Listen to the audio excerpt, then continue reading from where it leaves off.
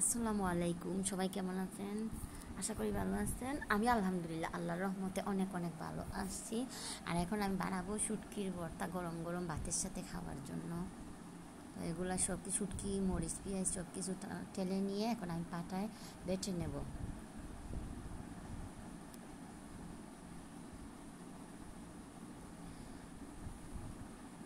খুব সুন্দর করে বেটে নেব, ভর্তাগুলো মিক্স করে বেটে নেব।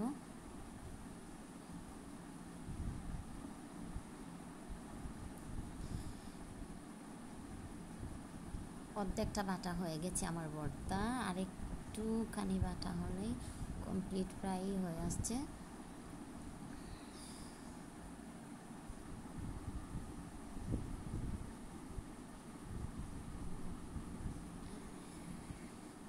এই যে আমার ভর্তা বাটা কমপ্লিট।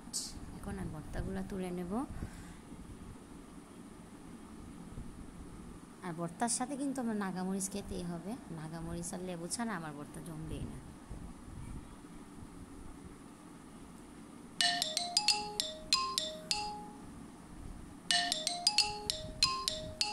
আর এখানে সামান্য একটু লেবু দিয়ে পাটায় ভাত মাখিয়ে খাবো। আর পাটায় ভর্তা বানালে পাটায় ভাত খাবো না তা তো হবে না। আমি পাটায় মাখা ভাত খুবই পছন্দ করি। সবাই ভালো থাকবেন, সুস্থ থাকবেন। খুদা হাফেজ।